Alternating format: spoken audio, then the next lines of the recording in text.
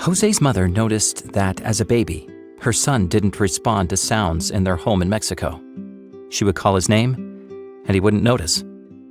When Jose was about 2 years old, his mother sought help. She sent him to a school to learn sign language and how to speak. His teacher taught him the sounds of letters and words. He put his hand to her throat when she spoke, and then tried to replicate the sound with his own throat. His mother cried because her son couldn't hear her voice. "Don't worry," the teacher said. "Have patience. Everything will work out fine." Each day, Jose went to the sign language school for 2 hours before going to an Adventist school for another 2 hours.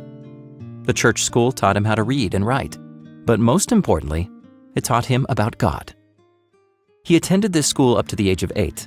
Since the school didn't have teachers who knew sign language, Jose's mother ended up sending him to a public school with teachers who could communicate with him.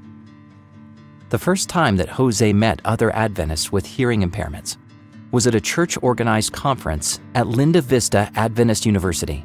It was wonderful to mingle with other Adventist young people with the same needs. Not long after, the Inter-American Division organized its first special needs conference and held the event at Montemorelos University in Monterrey, Mexico. At the conference, a desire grew in Jose to serve God as a pastor. But how?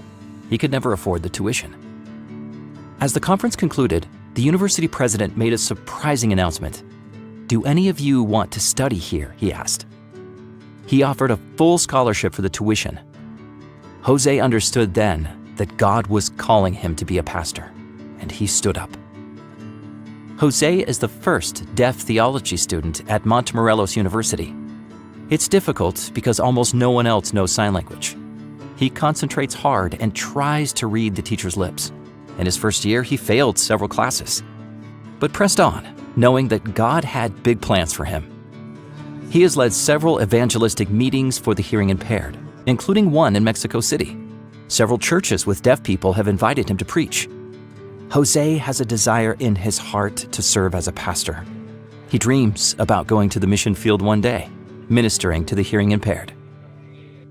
Please pray for the students like Jose who are willing to do big things for the Lord. Thank you for supporting Mission.